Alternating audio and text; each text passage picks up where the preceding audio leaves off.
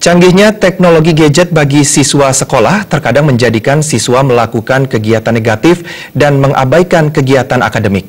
Membantu siswa tetap pada jalurnya, budaya literasi sangat membantu dengan memberikan tugas kepada siswa untuk merangkum bacaan yang ada.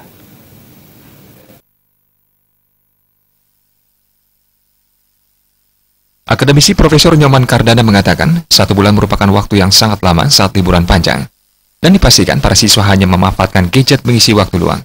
Dengan waktu yang panjang tersebut tanpa tersentuh sama sekali dengan pelajaran ditakutkan akan melunturkan prestasi siswa. Mengingat Indonesia masih terdongkrak dengan siswa minim membaca, sudah seyogyanya setiap siswa di liburan panjang ini diperkenalkan budaya literasi atau membaca dan menulis.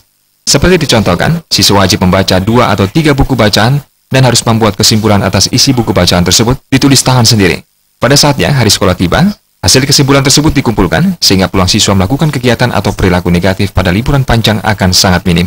Mereka akan menyebabkan anak-anak itu malas menulis, tetapi ini mestinya peran guru.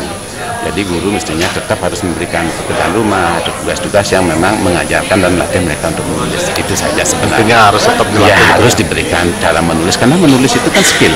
Dan dari tulisan kita bisa tahu bagaimana karakter dan perilaku orang kan. Gitu. Jadi menulis itu penting sekali, karena seperti angkatan kita barangkali itu kan menulis itu sangat sering diberikan. Dan sekarang memang tergantung sekarang kami semua berharap supaya pihak sekolah dan guru-guru terutamanya tetap memberikan tugas pada anak-anak, apalagi anak-anak yang usia sekolah dasar itu.